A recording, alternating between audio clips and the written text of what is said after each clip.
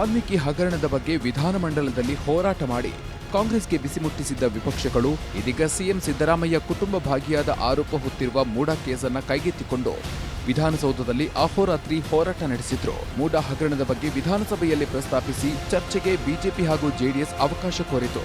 ಆದರೆ speaker UT Khader ವಿರೋಧ ಪಕ್ಷಗಳ ಬೇಡಿಕೆಯನ್ನ ಒಪ್ಪಲಿಲ್ಲ. ಈ ಕೇಸ್ ಬಗ್ಗೆ ನ್ಯಾಯಾಂಗ ತನಿಖೆ ನಡೆಯುತ್ತಿದೆ, ಈ ಹಂತದಲ್ಲಿ ಚರ್ಚೆಗೆ ಅವಕಾಶವಿಲ್ಲ ಅಂತ ರೂಲಿಂಗ್ ನೀಡಿದ್ರು. ಹೀಗಾಗಿ ಬಿಜೆಪಿ ಜೆಡಿಎಸ್ ಶಾಸಕರು ವಿಧಾನಸಭೆಯಲ್ಲಿ ಅಹೋರಾತ್ರಿ ಧರಣಿ ನಡೆಸಿದ್ದು, ಬಿಜೆಪಿ ರಾಜ್ಯಾಧ್ಯಕ್ಷ ವಿಜಯೇಂದ್ರ, ವಿಪಕ್ಷ ನಾಯಕ R Ashok, C T Ravi, Sunil Kumar, N Ravikumar, Sharavana, Araga Jnanendra ಸೇರಿ ಹಲವು ಶಾಸಕರು ಭಾಗಿಯಾಗಿದ್ರು. ವಿಧಾನಸಭೆಯಿಂದ ತಾಳ ಬಡಿಯುತ್ತಾ ಭಜನೆ ಮಾಡುತ್ತಲೇ ವಿಧಾನ ಪರಿಷತ್ಗೆ ತೆರಳಿದ ವಿಧಾನ ಪರಿಷತ್ ಸದಸ್ಯರು ವಿಧಾನಸೌಧದ ಕಾರಿಡಾರ್ನಲ್ಲಿ ಕೂತು ವಿಠಲ ಭಜನೆ ಮಾಡಿದ್ರು. ಈ ವೇಳೆ ವಿಪಕ್ಷ ನಾಯಕ ಆರ್ ಅಶೋಕ್ ವಾದ್ಯ ಮತ್ತು ಸಿಟಿ ರವಿ ತಾಳಕ್ಕೆ ಶಾಸಕ ಪ್ರಭು ಚೌಹಾಣ್ ಹೆಜ್ಜೆ ಹಾಕಿದ್ರು. ಇನ್ನು ಭಜನೆ ಮೂಲಕವೇ ಕಾಂಗ್ರೆಸ್ ಸರ್ಕಾರಕ್ಕೆ ಲೇವಡಿ ಮಾಡಿದ ವಿಪಕ್ಷಗಳು ಸಮಾಜವಾದ ಅಂತಾರೆ, ಮಜಾವನ್ನೇ ಮಾಡ್ತಾರೆ, ಸಮಾಜವಾದ ಅಂತಾರೆ, ದಲಿತರ ಹಣವನ್ನ ನುಂಗ್ತಾರೆ ಅಂತ ಕಾಂಗ್ರೆಸ್ ಸರ್ಕಾರಕ್ಕೆ ಟಾಂಗ್ ಕೊಟ್ರು. ಅಲ್ಲದೆ ವಾಲ್ಮೀಕಿ ನಿಗಮ ಗೋವಿಂದ, ಮೂಡಾ ಸೈಟು ಗೋವಿಂದ ಅಂತ ಕೂಗಿ ಸರ್ಕಾರದ ವಿರುದ್ಧ ಆಕ್ರೋಶ ವ್ಯಕ್ತಪಡಿಸಿದ್ರು.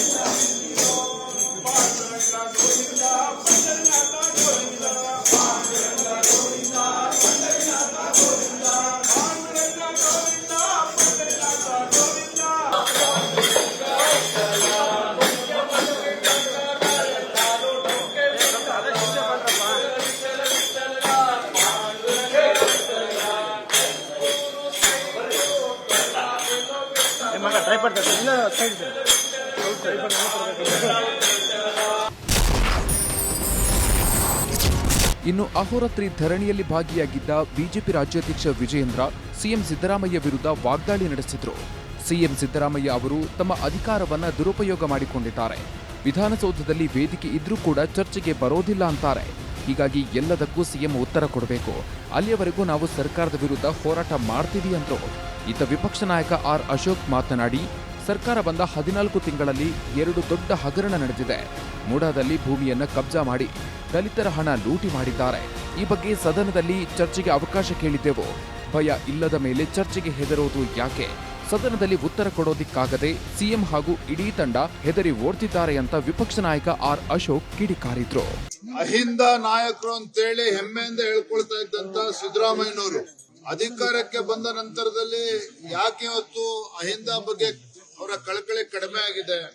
3 ಹಗರಣಗಳು, ಮಹರ್ಷಿ ವಾಲ್ಮೀಕಿ ಅಭಿವೃದ್ಧಿ ನಿಗಮದಲ್ಲಿ 187 ಕೋಟಿಯನ್ನ ಲೂಟಿ ಮಾಡಿರ್ತಕ್ಕಂಥ ರಾಜ್ಯ ಸರ್ಕಾರ, ಕಾಂಗ್ರೆಸ್ ಸರ್ಕಾರ, ಸಿದ್ದರಾಮಯ್ಯ ನೇತೃತ್ವದ ಕಾಂಗ್ರೆಸ್ ಸರ್ಕಾರ. ಮೈಸೂರಿನ ಮೂಡಾನಲ್ಲಿ ಸಾವಿರಾರು ಕೋಟಿ ಬೆಲೆ ಬಾಳ್ತಕ್ಕಂತ 4,000ಕ್ಕೂ ಹೆಚ್ಚು ನಿವೇಶನಗಳನ್ನ ಬೇಕಾಬಿಟ್ಟಿ ಮನಸೋ ಇಚ್ಛೆ ಅವರ ಹಿಂಬಾಲಕರಿಗೆ, ರಾಜಕೀಯ ಪುಡಾರಿಗಳಿಗೆ ಅಷ್ಟೇ ಅಲ್ಲ, ಸ್ವತಃ ಮುಖ್ಯಮಂತ್ರಿಗಳ ಕುಟುಂಬದ ಸದಸ್ಯರಿಗೆ, ಅವರ ಧರ್ಮಪತ್ನಿಗೂ ಕೂಡ 14 ನಿವೇಶನಗಳನ್ನ ಕೊಟ್ಟೋದ್ರ ಮೂಲಕ ಬಡವರಿಗೆ ಇವತ್ತು ಅನ್ಯಾಯ ಮಾಡಿದ್ದಾರೆ, ದಲಿತರಿಗೆ ಅನ್ಯಾಯ ಮಾಡಿದ್ದಾರೆ, ಹಿಂದುಳಿದ ವರ್ಗಗಳಿಗೆ ಅನ್ಯಾಯ ಮಾಡಿದ್ದಾರೆ. ಇಡೀ ಸದನದಲ್ಲಿ ಇದು ದಲಿತರ ಜಮೀನನ್ನ ಲೂಟಿ ಮಾಡಿರುವಂತದ್ದು ಮೂಡಾದಲ್ಲಿ ಸಿದ್ದರಾಮಯ್ಯನವರು. ಇಲ್ಲಿ ದಲಿತರ ಹಣವನ್ನ 187 ಕೋಟಿ ಲೂಟಿ, ಅದ್ರ ಜೊತೆಗೆ ದಲಿತರಿಗೆ ಮೀಸಲಿಟ್ಟಂತ 25,000 ಕೋಟಿ ಹಣವನ್ನ ಲಪ್ಟಾಯಿಸಿ ಬೇರೆ ಕಾರ್ಯಗಳಿಗೆ ಉಪಯೋಗ ಮಾಡಿರೋದು. ಇದೆಲ್ಲನೂ ಕೂಡ ಒಂದ್ ರೀತಿ ಈ ಸದನದಲ್ಲಿ ಬರೀ ದಲಿತರ ಹಣವ ಲೂಟಿ, ದಲಿತರ ಜಮೀನನ್ನ ಲೂಟಿ, ಇದೇ ಈ ಸದನದಲ್ಲಿ ನಡೀತಾ ಇರೋದು. ನಾವು ಅವಕಾಶ ಕೇಳಿದ್ರಿ, ಕೊಡಿ ಅವಕಾಶ.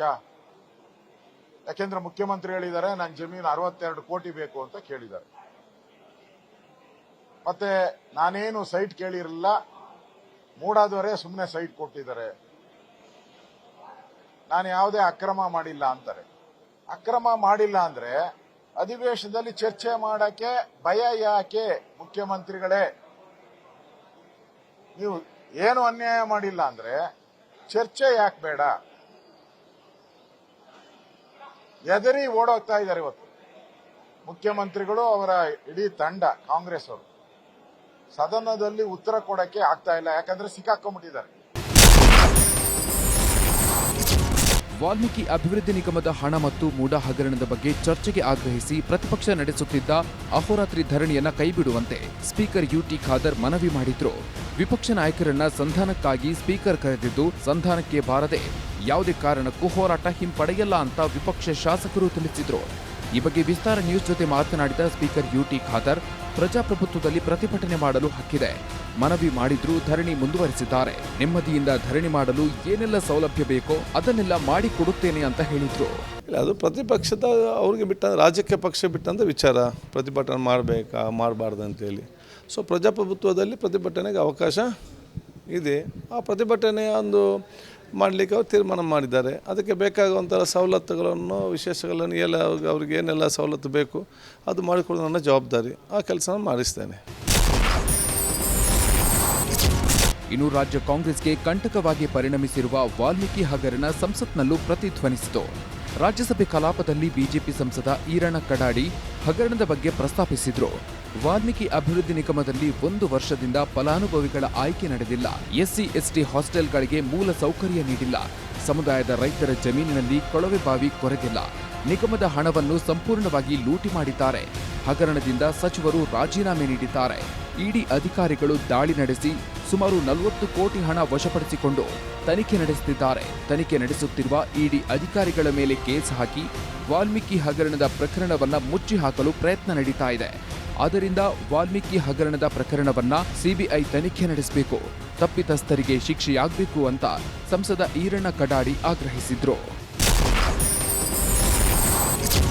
ಮೂಡಾ ಹಗರಣ ಬಗ್ಗೆ ವಿಧಾನಸಭೆ ಮತ್ತು ವಿಧಾನ ಪರಿಷತ್ನಲ್ಲಿ ಗಲಾಟೆ ನಡೆಯುತ್ತಿರುವ ಸಂದರ್ಭದಲ್ಲೇ ಎಂಎಲ್ಸಿ ಸಿಟಿ ರವಿ ಮೂಡಾ ಹಗರಣದಲ್ಲಿ ಸಿಎಂ ಸಿದ್ದರಾಮಯ್ಯ ಯಾವ ರೀತಿ ಅಕ್ರಮ ಮಾಡಿದ್ದಾರೆ ಅನ್ನೋದನ್ನ ಎಳೆ ಎಳೆಯಾಗಿ ದಾಖಲೆ ಸಮೇತ ಬಿಚ್ಚಿಟ್ಟಿದ್ದಾರೆ. ದೇವನೂರು ಬಡಾವಣೆ ನಿರ್ಮಾಣಕ್ಕೆ ಮೂಡಾ ಜಮೀನು ವಶಪಡಿಸಿಕೊಂಡಿದ್ದು ಅದನ್ನು ಸಿದ್ದರಾಮಯ್ಯ ಅಧಿಕಾರಾವಧಿಯಲ್ಲಿ ಇದ್ದಾಗಲೇ ಡಿನೋಟಿಫೈ ಮಾಡಿದ್ದು, ನಂತರ ಸಿದ್ದರಾಮಯ್ಯ ಅವರ ಬಾಮೈದ ಮಲ್ಲಿಕಾರ್ಜುನ್ ಖರೀದಿಸಿದ್ದು, ಆ ಜಮೀನನ್ನು ಸಿದ್ದರಾಮಯ್ಯ ಪತ್ನಿ ಪಾರ್ವತಿ ಅವರಿಗೆ ದಾನ ನೀಡಿದ್ದು, ಮತ್ತೆ ಮೂಡಾ ಅಲ್ಲೇ ಬಡಾವಣೆ ನಿರ್ಮಿಸಿದ್ದು, ಅದರಲ್ಲಿ ಸಿಎಂ ಪತ್ನಿಗೆ ಸೈಟ್ ನೀಡದೆ ಪ್ರತಿಷ್ಠಿತ ಬಡಾವಣೆಯಲ್ಲಿ ನಿವೇಶನ ನೀಡುವ ತನಕದ ಅಕ್ರಮಗಳು ಹೇಗಾಗಿವೆ? ವ್ಯವಸ್ಥಿತವಾಗಿ ಸಿದ್ದರಾಮಯ್ಯ ಮೊದಲಿನಿಂದಲೂ ಪ್ಲಾನ್ ಮಾಡಿಕೊಂಡು ಕೋಟ್ಯಂತರ ರೂಪಾಯಿ ಮೌಲ್ಯದ 14 ನಿವೇಶನಗಳನ್ನು ಪ್ರತಿಷ್ಠಿತ ಬಡಾವಣೆಯಲ್ಲಿ ಹೇಗೆ ಪಡೆದುಕೊಂಡಿದ್ದಾರೆ ಅಂತ ದಾಖಲೆ, ಅಂಕಿ ಅಂಶ ಮತ್ತು ದಿನಾಂಕಗಳ ಸಹಿತ ತೆರೆದಿಟ್ಟಿದ್ದಾರೆ. ದೇವನೂರು ಬಡಾವಣೆಯಲ್ಲಿ 700 ಖಾಲಿ ಸೈಟ್ ಇದ್ರೂ ವಿಜಯನಗರ ಬಡಾವಣೆಯಲ್ಲಿ ನಿವೇಶನ ನೀಡಿದ್ದು ಯಾಕೆ ಅಂತ ಪ್ರಶ್ನಿಸಿದ್ದಾರೆ. ಮೂಡಾದಲ್ಲಿ ಏನೇನು ಹಗರಣ ಆಗಿದೆ, ಹಗರಣದ ಅರಿವು ಸಿದ್ದರಾಮಯ್ಯನವರಿಗೂ ಇದೆ. ಇವರು ಹಗರಣದ ಪಾಲುದಾರ ಆಗಿದ್ದ ಕಾರಣಕ್ಕೋಸ್ಕರನೇ ಇಡೀ ಹಗರಣವನ್ನು ಮುಚ್ಚಾಕುವಂತ ಪ್ರಯತ್ನ ಮಾಡಿದ್ರು. ಅಲ್ಲಿರುವ ಅಧಿಕಾರಿಗಳು ಮತ್ತು ಉಳಿದಂಥ ಪ್ರಭಾವಿಗಳು ಸಿದ್ದರಾಮಯ್ಯನವರ ರಕ್ಷಣೆ ಇದೆ ಅನ್ನೋ ಕಾರಣಕ್ಕೆ ಇನ್ನಷ್ಟು ಹಗರಣ ಮಾಡಿದ್ರು.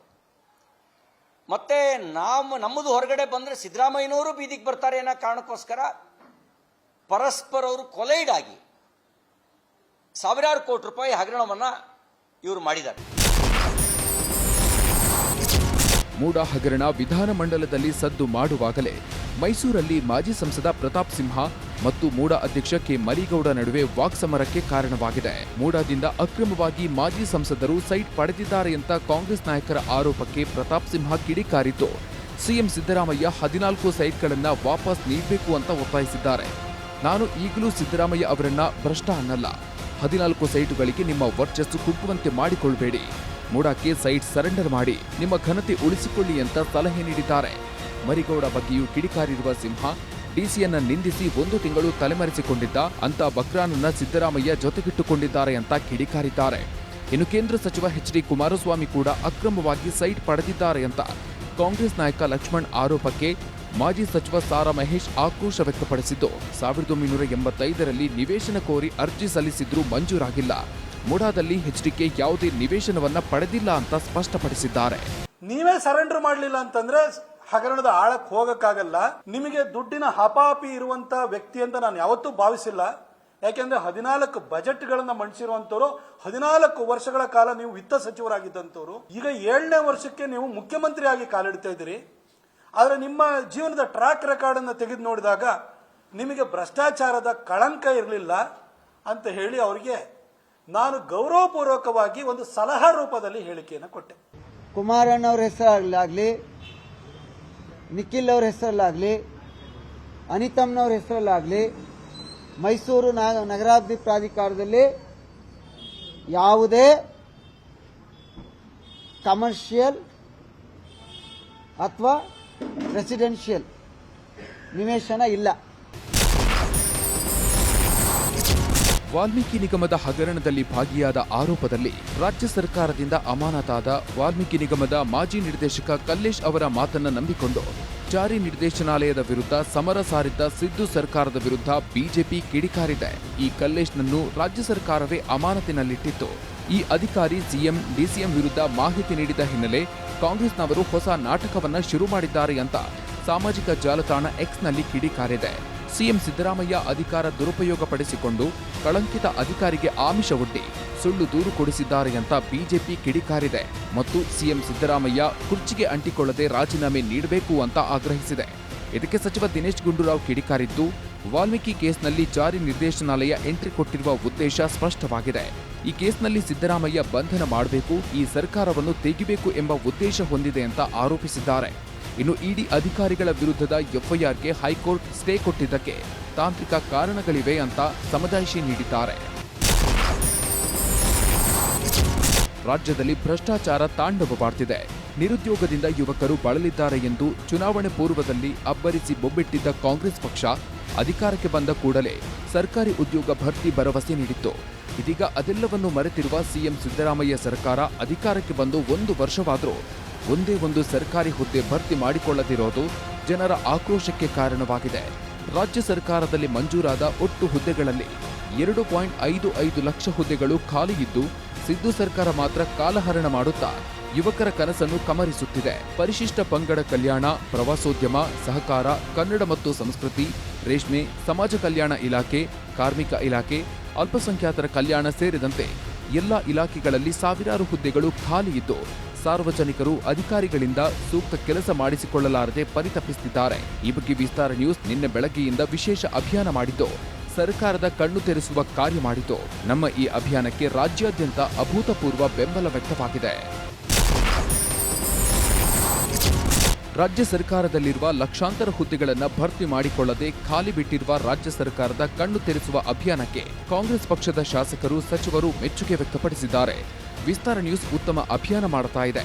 ಅಭಿಯಾನ ಯಶಸ್ವಿಯಾಗಲಿ, ಸರ್ಕಾರ ನೇಮಕಾತಿ ಮಾಡಿಕೊಳ್ಳಲಿ, ಯುವಕರ ಕನಸು ನನಸಾಗಲಿ ಅಂತ ಸಚಿವರು ಹಾರೈಸಿದ್ದಾರೆ. ಶೀಘ್ರದಲ್ಲೇ ಎಲ್ಲ ಹುದ್ದೆಗಳ ಭರ್ತಿಗೆ ಕ್ರಮ ಕೈಗೊಳ್ಳಲಾಗುವುದು. ಹಂತ ಹಂತವಾಗಿ ಎಲ್ಲ ಹುದ್ದೆಗಳನ್ನು ಭರ್ತಿ ಮಾಡಿಕೊಳ್ಳುವುದಾಗಿ ಸಚಿವರು ಭರವಸೆ ನೀಡಿದ್ದಾರೆ. ಸರ್ಕಾರದಲ್ಲಿರುವ ಖಾಲಿ ಹುದ್ದೆ ಬಗ್ಗೆ ಬೆಳಕು ಚೆಲ್ಲಿದ ವಿಸ್ತಾರ ನ್ಯೂಸ್ ಅಭಿಯಾನಕ್ಕೆ ವಿರೋಧ ಪಕ್ಷ ಬಿಜೆಪಿ ಮತ್ತು ಜೆಡಿಎಸ್ ಕೂಡ ಮೆಚ್ಚುಗೆ ವ್ಯಕ್ತಪಡಿಸಿ ಅಭಿನಂದನೆ ಸಲ್ಲಿಸಿದೆ.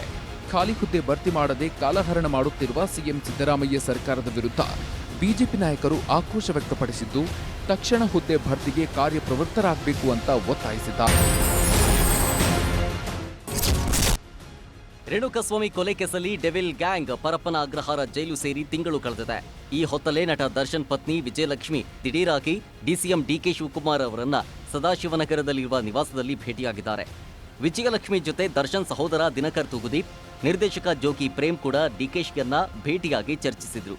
ಇಬ್ಬರ ಭೇಟಿ ಕುತೂಹಲ ಮೂಡಿಸಿದ್ದು, ಮನೆ ಊಟಕ್ಕೆ ಅನುವು ಕೊಡುವಂತೆ ಮನವಿ ಮಾಡಿರಬಹುದು ಎನ್ನಲಾಗಿದೆ. ಭೇಟಿಯ ಬಳಿಕ ಮಾತನಾಡಿದ ಜೋಗಿ ಪ್ರೇಮ್, ದರ್ಶನ್ ವಿಚಾರಕ್ಕೂ ನನಗೂ ಸಂಬಂಧ ಇಲ್ಲ, ದರ್ಶನ್ ಮಗ ವಿನೀಶ್ ಸ್ಕೂಲ್ ವಿಚಾರ ಮಾತಾಡೋಕೆ ಬಂದಿದ್ವಿ ಅಂತ ಹೇಳಿದ್ದಾರೆ.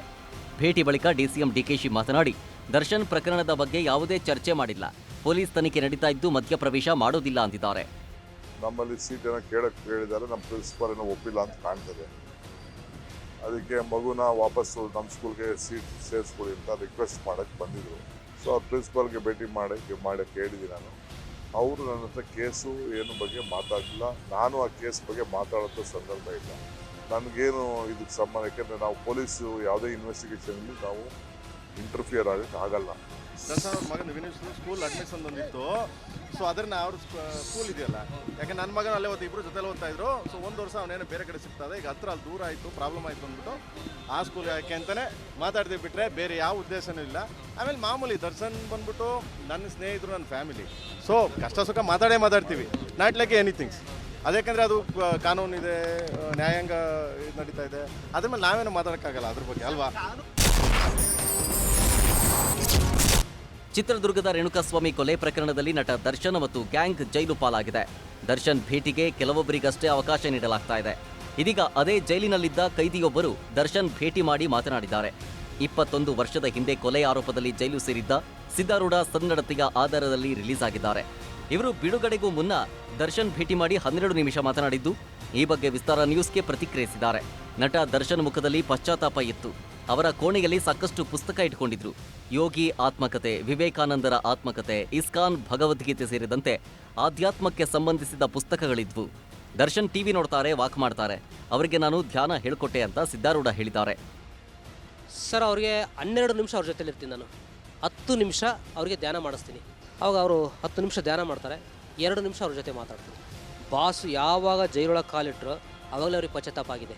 ಸರ್, ಅದರ ಜೊತೆಗೆ ವಿವೇಕಾನಂದ ಅವ್ರದ್ದು ಭಾಳ ಪುಸ್ತಕಗಳಿದ್ದಾವೆ. ಆಮೇಲೆ ಪರಮಹಂಸ ಅವರು, ರಮಣ ಮಹರ್ಷಿದು ಪುಸ್ತಕ ಇದೆ, ಮಹಾಭಾರತ, ರಾಮಾಯಣ, ಭಗವದ್ಗೀತೆ. ಅಣ್ಣ, ಪುಸ್ತಕ ಓದ್ತಿರೋಣ, ಇವೆಲ್ಲ ಅಂದರೆ ಓದಲೇಬೇಕಲ್ಲಪ್ಪ. 2 ದಿನಗಳಿಂದ ಬಿಡುವು ಕೊಟ್ಟಿದ್ದ ಮಳೆ ಮತ್ತೆ ಅಬ್ಬರಿಸೋಕೆ ಶುರುವಾಗಿದೆ. ಪಶ್ಚಿಮ ಘಟ್ಟ ಪ್ರದೇಶದಲ್ಲಿ ಭಾರೀ ಮಳೆಯಾಗ್ತಾ ಇದ್ದು, ಬೆಳಗಾವಿಯ ಜಿಲ್ಲೆಯ ನದಿಗಳು ಅಬ್ಬರಿಸ್ತಾ ಇದೆ. ವೇದಗಂಗಾ, ಪಂಚಗಂಗಾ, ದೂದಗಂಗಾ ನದಿ ಉಕ್ಕಿ ಹರಿತಾ ಇದ್ದು, ಸುಗಂಧಾದೇವಿ ದೇಗುಲ, ಲಕ್ಷ್ಮೀನಾರಾಯಣ ದೇವಸ್ಥಾನ ಜಲಾವೃತವಾಗಿದೆ. ಹುನ್ನರಗಿ, ಬಾವನ ಸೌದತ್ತಿ, ಬಸವನ ಕುಡಚಿ ಸೇರಿದಂತೆ ಹಲವು ಗ್ರಾಮದ ಮನೆಗಳಿಗೆ ನೀರು ನುಗ್ಗಿದೆ. ಮಹಾರಾಷ್ಟ್ರದ ಕೊಲ್ಹಾಪುರದ ಡ್ಯಾಂನಿಂದ ನೀರು ಬಿಡೋ ಸಾಧ್ಯತೆ ಇದ್ದು, ಚಿಕ್ಕೋಡಿಯಲ್ಲಿ ಪ್ರವಾಹದ ಆತಂಕ ಎದುರಾಗಿದೆ. ಬಾಗಲಕೋಟೆ ಜಿಲ್ಲೆಯಲ್ಲಿಯೂ ಪ್ರವಾಹದ ಭೀತಿ ಶುರುವಾಗಿದ್ದು, ಮುಧೋಳ ತಾಲೂಕಿನ 6 ಸೇತುವೆಗಳು ಮುಳುಗಡೆಯಾಗಿದೆ. ಹೊಳೆ ಬಸವೇಶ್ವರ ದೇಗುಲಕ್ಕೆ ಜಲದಿಗ್ಬಂಧನವಾಗಿದೆ. ನಾರಾಯಣಪುರ ಡ್ಯಾಂನಿಂದ ಕೃಷ್ಣಾ ನದಿಗೆ 2 ಲಕ್ಷ ಕ್ಯೂಸೆಕ್ ನೀರು ಬಿಡುಗಡೆ ಮಾಡಲಾಗಿದೆ. ರಾಯಚೂರಿನ ಶೀಲಹಳ್ಳಿ ಸೇತುವೆ ಮುಳುಗಿದೆ. ರಾಜ್ಯದ ಕರಾವಳಿ, ಮಲೆನಾಡು ಭಾಗದಲ್ಲಿ ಮತ್ತೆ ಮಳೆ ಮುಂದುವರೆದಿದೆ. ಅಂಕೋಲಾದಲ್ಲಿ ನಾಪತ್ತೆಯಾದ 3 ಶೋಧ ಮುಂದುವರೆದಿದೆ. ಲಾರಿ ಬಿದ್ದಿರೋ ಹಿನ್ನೆಲೆಯಲ್ಲಿ ಬೂಮ್ ಹಿಟಾಚಿ ಮೂಲಕ ಗಂಗಾವಳಿ ನದಿಯಲ್ಲಿ ಸೃಷ್ಟಿಯಾಗಿರುವ ಕೃತಕ ಗುಡ್ಡದಲ್ಲಿ ಮಣ್ಣು ತೆಗೆದು ಶೋಧ ನಡೆಸಿದೆ. ನದಿ ತೀರದಲ್ಲಿ 20 ಮೀಟರ್ ಅಂತರದಲ್ಲಿ ನದಿಯೊಳಗೆ ಕೇರಳ ಲಾರಿ ಪತ್ತೆಯಾಗಿದೆ. ಹೀಗಾಗಿ ಬೋಟ್ ಮೂಲಕ ಸ್ಥಳಕ್ಕೆ ಮುಳುಗು ತಜ್ಞರು ಭೇಟಿ ಕೊಟ್ಟಿದ್ದಾರೆ. ಇನ್ನು ಗುಡ್ಡ ಕುಸಿತದ ದೃಶ್ಯ ಗಂಗಾವಳಿ ನದಿಯ ಮತ್ತೊಂದು ಬದಿಯಲ್ಲಿದ್ದ ಜನರ ಮೊಬೈಲ್ ಕ್ಯಾಮೆರಾದಲ್ಲಿ ಸೆರೆಯಾಗಿದೆ. ನೀರಿನ ಮಟ್ಟ ಹೆಚ್ಚಾಗ್ತಾ ಇದ್ದಂತೆ ಜನ ಅಲ್ಲಿಂದ ಓಡಿದ್ದಾರೆ. ಗುಡ್ಡ ಕುಸಿತದ ವೇಳೆ ಭಾರೀ ಬ್ಲಾಸ್ಟ್ ಆದ ಶಬ್ದ ಕೇಳಿಸಿದೆ. ಇನ್ನು ನಾಪತ್ತೆಯಾಗಿರೋ ಕೇರಳದ ಲಾರಿ ಡ್ರೈವರ್ ಅರ್ಜುನ್ ಗಾಡಿ ಸಮೇತ ತೆರಳುತ್ತಾ ಇರೋ ದೃಶ್ಯ ಸಿಸಿಟಿವಿಯಲ್ಲಿ ಸೆರೆಯಾಗಿದೆ. ಗುಡ್ಡ ಕುಸಿದ ಪ್ರಕರಣ ಸಂಬಂಧ ಹೈಕೋರ್ಟ್ಗೆ ವರದಿ ಸಲ್ಲಿಸಲಾಗಿದೆ. ಚಿಕ್ಕಮಗಳೂರಿನಲ್ಲೂ ಮಳೆ ಅಬ್ಬರ ಜೋರಾಗಿದ್ದು, ಭದ್ರಾ ನದಿ ಹಿನ್ನೀರಿನಲ್ಲಿ ಸಿಲುಕಿದ್ದ 30ಕ್ಕೂ ಹೆಚ್ಚು ಜಾನುವಾರುಗಳನ್ನು ರಕ್ಷಣೆ ಮಾಡಲಾಗಿದೆ. ಕಳಸ ತಾಲೂಕಿನ ಕುದುರೆಮುಖ ಬಳಿ ಹೆದ್ದಾರಿಯ ಸೇತುವೆಯಲ್ಲಿ ಬಿರುಕು ಕಾಣಿಸಿಕೊಂಡಿದೆ. ಚಾರ್ಮಾಡಿ ಘಾಟ್ನಲ್ಲಿ ಪ್ರವಾಸಿಗರ ಹುಚ್ಚಾಟ ಮತ್ತೆ ಮುಂದುವರೆದಿದೆ. ಕೊಡಗು, ಕೇರಳದಲ್ಲೂ ಕೂಡ ಮಳೆಯಾಗ್ತಾ ಇದ್ದು, ಕೆಆರ್ಎಸ್ ಡ್ಯಾಂಗೆ ನೀರಿನ ಒಳಹರಿವು ಹೆಚ್ಚಾಗಿದೆ. ಬೆಂಗಳೂರಲ್ಲೂ ಮಳೆಯಾಗಿದ್ದು, ಶ್ರೀರಾಮಪುರದಲ್ಲಿ ಬೃಹತ್ ಮರ ಧರೆಗುರುಳಿದೆ. ಬೆಂಗಳೂರಲ್ಲಿರುವ ಪಿಜಿಗಳು ಎಷ್ಟು ಸೇಫ್ ಅನ್ನೋ ಪ್ರಶ್ನೆಯೊಂದು ಈಗ ಕಾಡತೊಡಗಿದೆ. ಯಾಕಂದ್ರೆ ಕೋರಮಂಗಲದ ವಿಆರ್ ಪಿಜಿಯಲ್ಲಿ ಯುವತಿಯೊಬ್ಬಳ ಬರ್ಬರ ಕೊಲೆಯಾಗಿದೆ. ಪ್ರಿಯತಮನೆ ಪಿಜಿಯೊಳಗೆ ಪ್ರೇಯಸಿಯ ಕತ್ತು ಕೊಯ್ದು ಭೀಕರವಾಗಿ ಕೊಲೆ ಮಾಡಿದ್ದಾನೆ. ಬಿಹಾರ ಮೂಲದ ಕೃತಿ ಕುಮಾರಿ ಎಂಬಾಕೆಯನ್ನ ಪ್ರಿಯಕರ ಭೇಟಿ ಮಾಡೋದಕ್ಕೆ ಪಿಜಿಗೆ ಬಂದಿದ್ದ. ಈ ವೇಳೆ ಇಬ್ಬರ ನಡುವೆ ಮಾತಿಗೆ ಮಾತು ಬೆಳೆದು ಪ್ರಿಯಕರ ಚಾಕುವಿನಿಂದ ಪ್ರೇಯಸಿಯ ಕತ್ತು ಕೊಯ್ದಿದ್ದಾನೆ. ಕೋರಮಂಗಲ ಪೊಲೀಸ್ ಠಾಣೆಯಲ್ಲಿ ಈ ಸಂಬಂಧ ಪ್ರಕರಣ ದಾಖಲಾಗಿದ್ದು, ಆರೋಪಿಗಾಗಿ ಪೊಲೀಸರು ಹುಡುಕಾಡ್ತಿದ್ದಾರೆ. ಪಿಜಿಗಳಲ್ಲಿನ ನಿರ್ಲಕ್ಷ್ಯ ಬಗ್ಗೆಯೂ ಕೂಡ ತನಿಖೆ ಮುಂದುವರೆದಿದೆ. ಮದುವೆ ಆಗುವಂತೆ ಪೀಡಿಸ್ತಾ ಇದ್ದ ಪ್ರಿಯತಮೆಯನ್ನ ಪ್ರಿಯಕರ ಬರಬರವಾಗಿ ಕೊಲೆಗೈದು ಹೂತಿಟ್ಟ ಘಟನೆ ಶಿವಮೊಗ್ಗ ಜಿಲ್ಲೆಯ ಸಾಗರ ತಾಲೂಕಿನ ಮುಂಬಾಳು ಗ್ರಾಮದ ಬಳಿ ನಡೆದಿದೆ. ಚಿಕ್ಕಮಗಳೂರಿನ ಕೊಪ್ಪದ ಯುವತಿ ನರ್ಸಿಂಗ್ ವಿದ್ಯಾರ್ಥಿನಿ ಸೌಮ್ಯಾಳನ್ನ ಸಾಗರದ ಯುವಕ ಸೃಜನ್ ಪ್ರೀತಿ ಮಾಡ್ತಾ ಇದ್ದ. ಜಾತಿ ಬೇರೆ ಬೇರೆಯಾಗಿದ್ದರಿಂದ ಯುವಕನ ಕಡೆಯವರು ಮದುವೆಗೆ ವಿರೋಧಿಸಿದ್ರು. ನಂತರ ಜುಲೈ 2ರಂದು ತೀರ್ಥಹಳ್ಳಿಗೆ ಹೋಗ್ತೀನಂತ ಸೌಮ್ಯ ಮನೆಯಿಂದ ಬಂದಿದ್ಲು.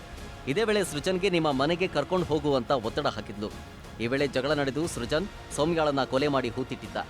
ಮಗಳು ನಾಪತ್ತೆಯಾಗಿದ್ದಾಳೆ ಅಂತ ಪೋಷಕರು ಕೊಟ್ಟ ದೂರಿನ ಅನ್ವಯ ತನಿಖೆಗಿಳಿದ ಪೊಲೀಸರು ಸೃಜನ್ನ ವಿಚಾರಣೆ ಮಾಡಿದ್ರು. ಈ ವೇಳೆ ಸತ್ಯ ಬಹಿರಂಗವಾಗಿದೆ. ಮೃತದೇಹ ಹೊರತೆಗೆದು ಪೊಲೀಸರು ತನಿಖೆ ಮುಂದುವರೆಸಿದ್ದಾರೆ. ಕೇಂದ್ರ ಸರ್ಕಾರ ಬಜೆಟ್ನಲ್ಲಿ ತಾರತಮ್ಯ ನೀತಿ ತೋರಿದೆ ಅಂತ ಆರೋಪಿಸಿ ಇಂಡಿ ಮೈತ್ರಿಕೂಟದ ನಾಯಕರು ಸಂಸತ್ತಿನ ಆವರಣದಲ್ಲಿ ಪ್ರತಿಭಟನೆ ನಡೆಸಿದರು.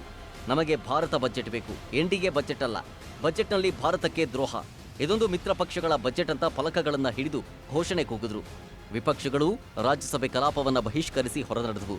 ಪ್ರತಿಭಟನೆಯಲ್ಲಿ ಸೋನಿಯಾ ಗಾಂಧಿ, ರಾಹುಲ್ ಗಾಂಧಿ, ಮಲ್ಲಿಕಾರ್ಜುನ್ ಖರ್ಗೆ, ಅಖಿಲೇಶ್ ಯಾದವ್ ಸೇರಿದಂತೆ ಮಿತ್ರಕೂಟದ ನಾಯಕರು ಭಾಗಿಯಾಗಿದ್ರು. ರಾಜ್ಯಸಭೆಯಲ್ಲಿ ವಿಪಕ್ಷ ನಾಯಕ ಮಲ್ಲಿಕಾರ್ಜುನ್ ಖರ್ಗೆ ಮಾತನಾಡಿ, ಮೋದಿ ಕುರ್ಚಿ ಉಳಿಸಿಕೊಳ್ಳೋಕೆ ತಾರತಮ್ಯ ಮಾಡಿದ್ದಾರೆ, ಕೇವಲ 2 ರಾಜ್ಯಗಳಿಗೆ ಸೀಮಿತವಾಗಿ ಬಜೆಟ್ ಮಂಡಿಸಿದ್ದಾರೆ ಅಂತ ಕಿಡಿಕಾರದ್ರು. ವಿಪಕ್ಷಗಳ ಆರೋಪಕ್ಕೆ ವಿತ್ತ ಸಚಿವೆ ನಿರ್ಮಲಾ ಸೀತಾರಾಮನ್ ರಾಜ್ಯಸಭೆಯಲ್ಲಿ ತಿರುಗೇಟು ಕೊಟ್ಟಿದ್ದಾರೆ. ಬಜೆಟ್ನಲ್ಲಿ ಪ್ರತಿ ರಾಜ್ಯವನ್ನ ಹೆಸರಿಸಲು ಸಾಧ್ಯವಿಲ್ಲ, ಆಯಾ ರಾಜ್ಯಗಳಿಗೆ ಸಿಗಬೇಕಾದ ಮನ್ನಣೆ ಸಿಗುತ್ತೆ. ಒಂದು ವೇಳೆ ಯಾವುದೇ ರಾಜ್ಯದ ಹೆಸರು ಹೇಳದೆ ಹೋದ್ರೆ ಸರ್ಕಾರದ ಯೋಜನೆಗಳು ಅಲ್ಲಿಗೆ ಅನ್ವಯಿಸೋದಿಲ್ಲವೇ ಅಂತ ವಿತ್ತ ಸಚಿವೆ ಪ್ರಶ್ನೆ ಮಾಡಿದ್ರು. ಬಜೆಟ್ ಪ್ರಸ್ತಾಪಿಸಿ ರಾಜ್ಯಸಭೆಯಲ್ಲೂ ವಿಪಕ್ಷಗಳು ಗಲಾಟೆ ಮಾಡಿದ್ವು. बजट जन विरोधी है, अन्याय है, किसी को भी न्याय मिला नहीं। बिहार को खुद सड़क तो बनते हैं, सड़क के लिए पैसे दिए, ये कोई बड़ी बात है। वो ही आंध्र स्पेशल पैकेज बोल रहे हैं, लेकिन स्पेशल स्टेटस आंध्रा को भी नहीं है। ये सब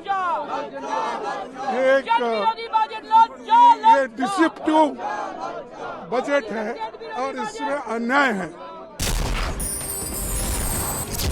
ಶೈಕ್ಷಣಿಕ ಸಾಧನೆಗೆ ಆರ್ಥಿಕ ಸಂಕಷ್ಟ ಅಡ್ಡಿಯಾಗೋದಿಲ್ಲ ಅನ್ನೋದಕ್ಕೆ ನಮ್ಮ ಸಮಾಜದಲ್ಲಿ ಅನೇಕ ಉದಾಹರಣೆಗಳಿವೆ. ಈಗ ಅಂಥದ್ದೇ ಒಂದು ಸ್ಫೂರ್ತಿದಾಯಕ ಘಟನೆ ರಾಷ್ಟ್ರ ರಾಜಧಾನಿ ದೆಹಲಿಯಲ್ಲಿ ನಡೆದಿದೆ. ಸತತ 10 ವರ್ಷಗಳ ಪ್ರಯತ್ನದಿಂದ ದೆಹಲಿಯ ಬೀದಿ ಬದಿ ಟೀ ವ್ಯಾಪಾರಿಯ ಮಗಳು ಅಮಿತಾ ಪ್ರಜಾಪತಿ ಎಂಬುವರು ಸಿಎ ಪರೀಕ್ಷೆಯಲ್ಲಿ ಪಾಸಾಗಿದ್ದಾಳೆ. ಹೀಗಾಗಿ ಯುವತಿ ತನ್ನ ಅಪ್ಪನನ್ನ ತಬ್ಬಿಕೊಂಡು ಆನಂದ ಬಾಷ್ಪ ಸುರಿಸಿದ್ದಾಳೆ. ಆಗ ತಂದೆ ಕೂಡ ಭಾವುಕರಾಗಿದ್ದಾರೆ. ಈ ವಿಡಿಯೋ ಸಾಮಾಜಿಕ ಜಾಲತಾಣದಲ್ಲಿ ಭಾರಿ ವೈರಲ್ ಆಗಿದೆ.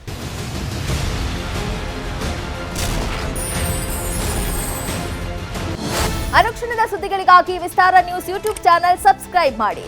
ಹೊಸ ಸುದ್ದಿಗಳ ನೋಟಿಫಿಕೇಶನ್ಗಾಗಿ ಬೆಲ್ ಐಕಾನ್ ಕ್ಲಿಕ್ ಮಾಡಿ. ಲೇಟೆಸ್ಟ್ ಅಪ್ಡೇಟ್ಸ್ಗಾಗಿ www.vistaranews.com ವೆಬ್ಸೈಟ್ಗೆ ವಿಸಿಟ್ ಮಾಡಿ. ಅಂಗೈಯಲ್ಲೇ ಜಗತ್ತಿನ ಸುದ್ದಿ ತಿಳಿಯಲು ವಿಸ್ತಾರ ನ್ಯೂಸ್ ಕನ್ನಡ ಆಪ್ ಡೌನ್ಲೋಡ್ ಮಾಡಿ.